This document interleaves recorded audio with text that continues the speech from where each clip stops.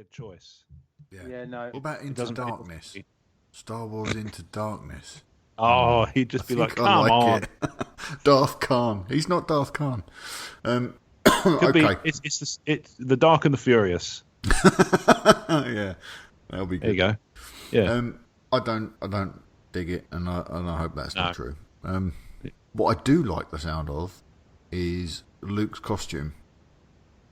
Yes. In the new. Yeah, you've given a movie. little brief description in the show notes. I like that sound. I like the sound of that. Yeah, I like what I was hearing. It sounds very much like they're moving away from the Jedi robes, which, if I have to be honest, if there's something I didn't like about The Force Awakens, it was that thing Luke was wearing at the end.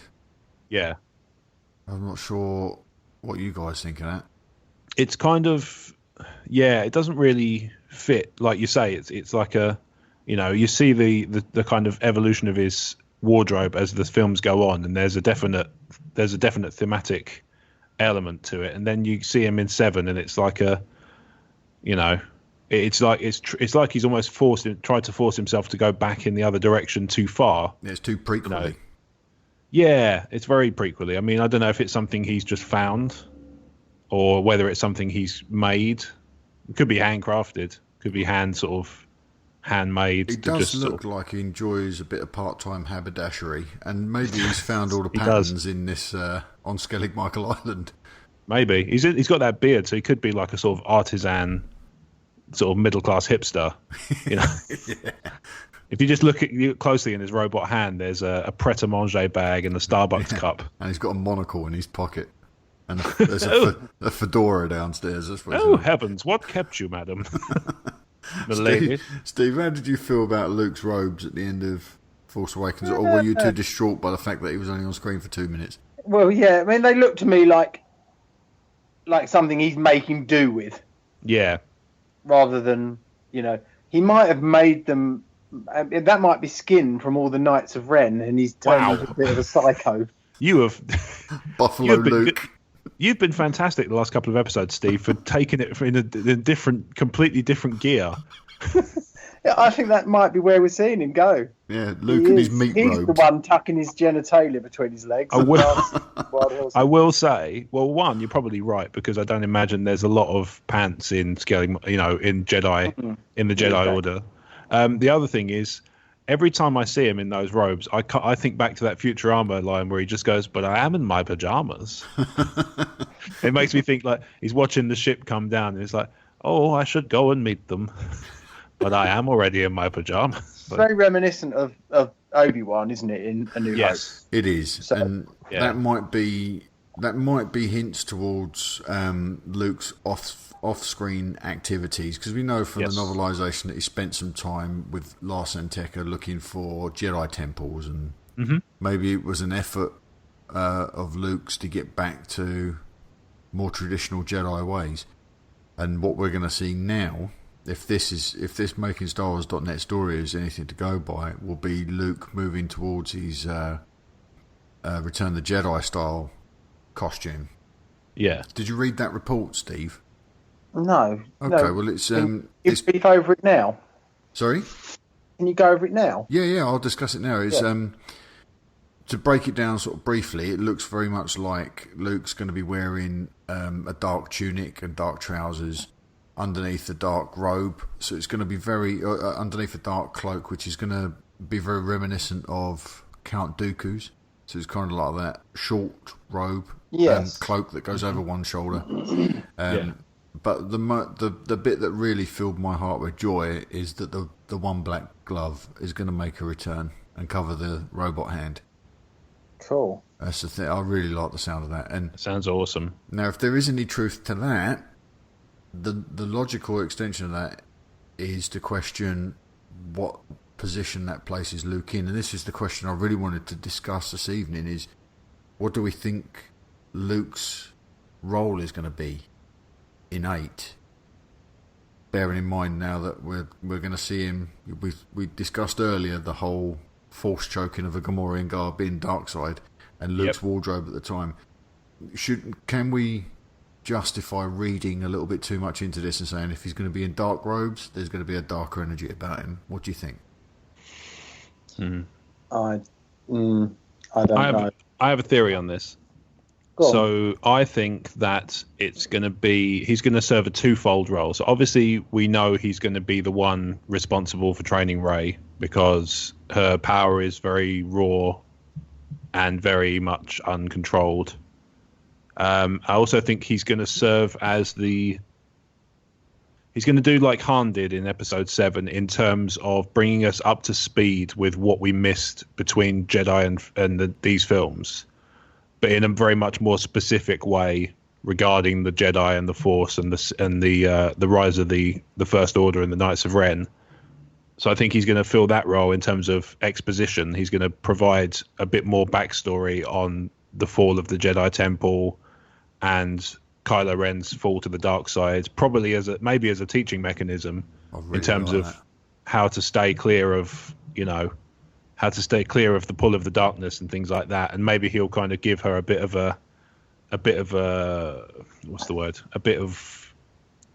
clarity on some of the stuff she remembers but doesn't quite have context for. I really like that. That to me, as you were saying that, Rob, that I had visions of the Yoda on Luke's back with the whole speech about quicker, easier, more seductive, all of that stuff. Yep. Whilst you're seeing action, perhaps that he can be training Daisy in dueling techniques or exercising or running her across that island. She's doing all the backflips and, he was climbing vines and everything on Dagobah, wasn't he? He's doing all this wild stuff. Or just after they've had a sparring match or something like that, while they're sort of warming down. Oh, I love the idea. I really like that. It's very cinematic, isn't it? It jumps into your head and it's very quick, very easy to picture. An absolutely cinematic info dump instead of two people sitting there. George, and you know how much I love Uncle George, but he would have put two characters on a green screen, locked the camera off, pasted in a temple behind them and just had them talk to each other for 15 minutes. But I really love the energy. I am just so jazzed thinking about that exact thing of the dissemination of that information in an action scene. Like, not a battle scene, but those two doing stuff together, that would be fantastic. Take my money. I don't they will anyway. Yeah. I don't think for 1 minute Luke is bad, by the way, in any of the remaining films. No? In Dark Side. Not at all. He's already passed his test. And he's too old to be thinking about going to the dark side. He's already passed right. That's done. I think that might be a bit of misdirection there. And like when John Boyega wore that black glove to one of the that was so clever, because I guarantee you they said, can you wear that glove? Like, it will throw everyone off track, make it think you've got Force and all the future. We started predicting that he was going to lose a hand, didn't we? In that duel with Kylo Ren. Because we'd seen him light up the lightsaber at that point. We just thought, this is him. He's totally Luked. It's so clever what they did. And also, they even did it where they made it sound like he was kind of in trouble for wearing that glove. Yeah. And, and it was nothing to do. There was no, it's just very clever misdirection. And I think talking about Luke going bad and having that kind of darkness about him is just completely wrong. Because, like I say, he's already passed. He's gone beyond that. That makes so much sense, Steve. Right. That's made so much. What you've just said, Rob and Steve, that is such a wise thing to say. He's passed his test. He's done with his journey.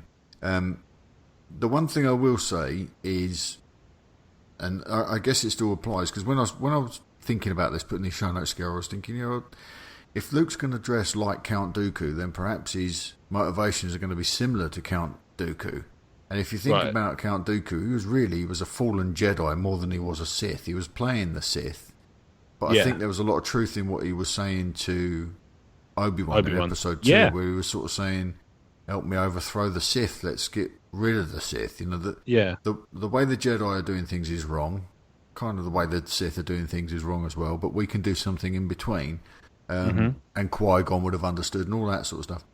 Yeah. I wonder if there's a way this supports what you and I have said a few times now, that perhaps Luke is a nexus between the light side and the dark side, and perhaps this wardrobe design and the fact that we've got this light Jedi, and like Steve said, he's passed his test, he's a Jedi master now, but he's also darker robes. And maybe he's also still employing the dark side of the Force in some of these techniques because he's subject to different rules now. Maybe. Much the way Count Dooku saw himself. Yeah, I mean, he's we've talked about how in the Inner Legends canon you had the potentium theory, which was that there was no light or dark force. It was just how it was what was in the person's kind of in their character and in their heart that would actually determine whether evil was committed using the Force or whether it was good. It was all much more down to the person's free will rather than the will of the Force. It was, the Force was just an energy source that you could tap into and understand and use it to understand the universe better and things like that.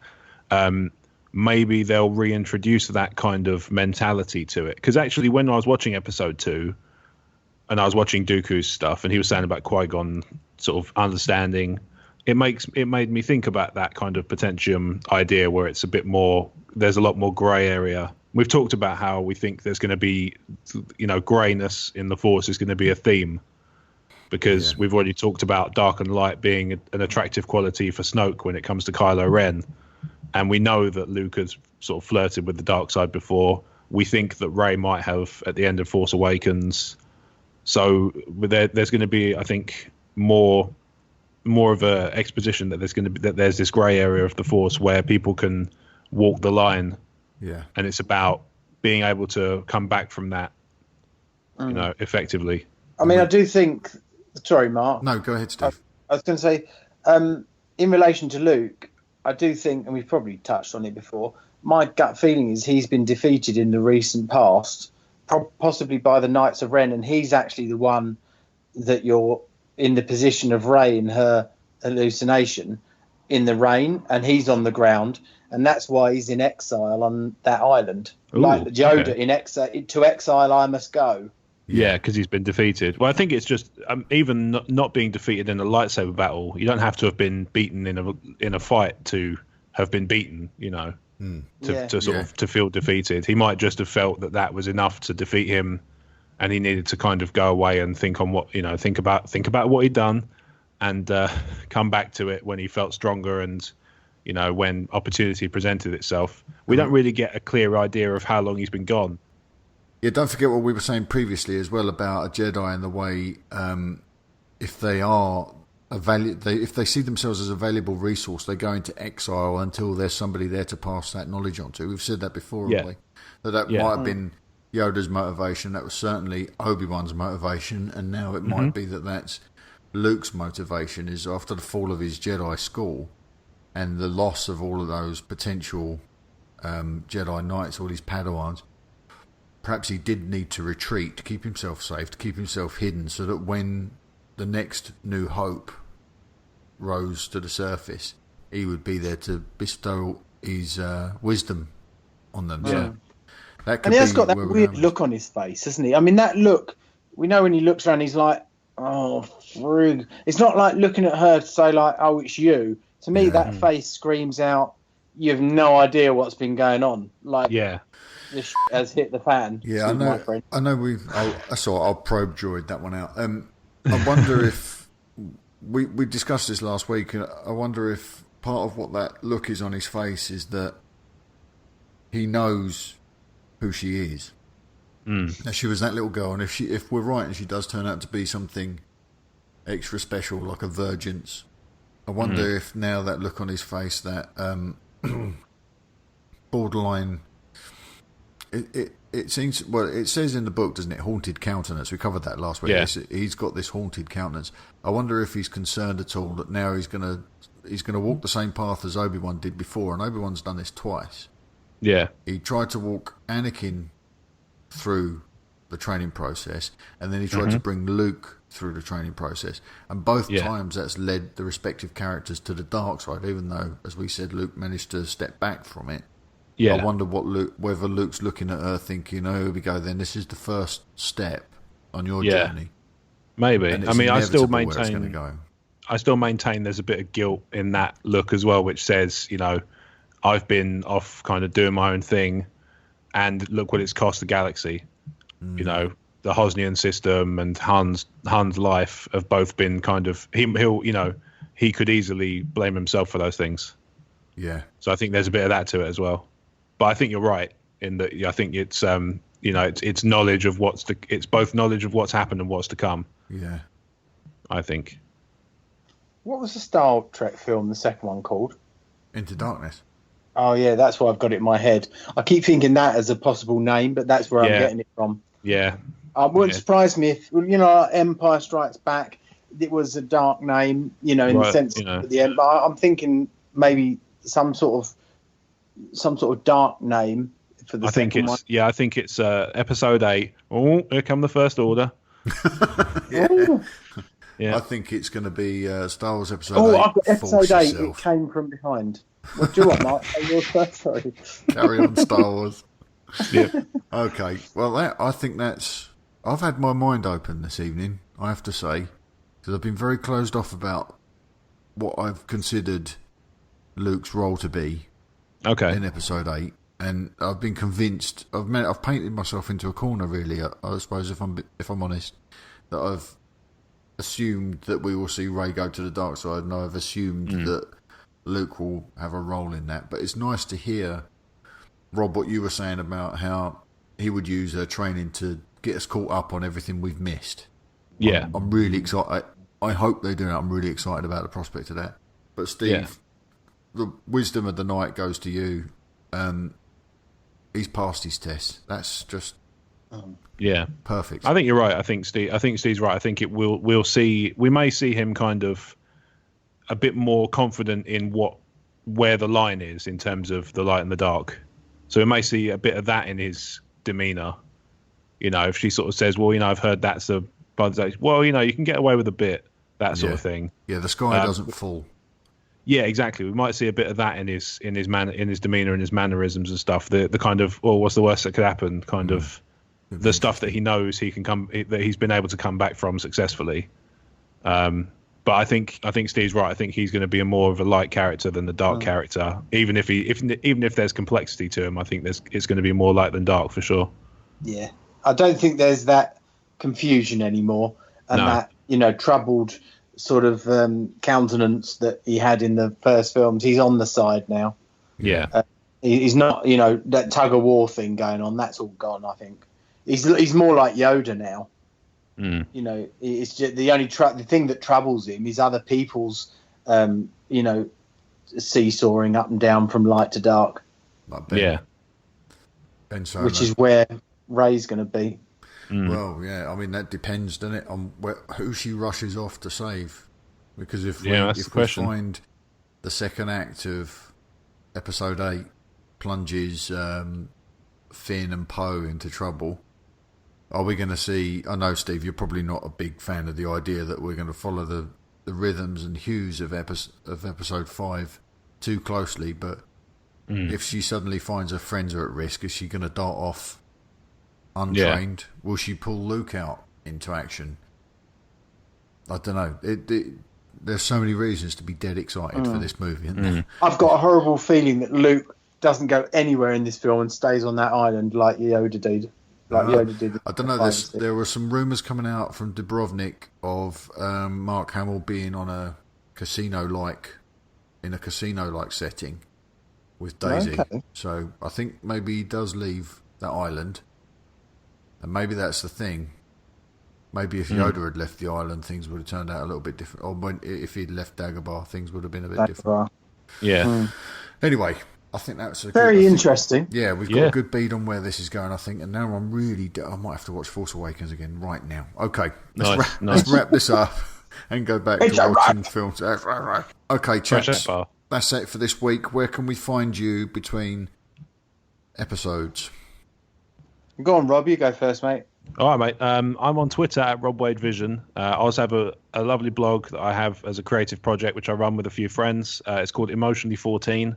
The website's emotionally14.com. There's a YouTube, there's a Facebook, there's a Twitter, podcasts on iTunes, the works. I'm very prolific when it comes to creative content. I just don't stop, and I should, because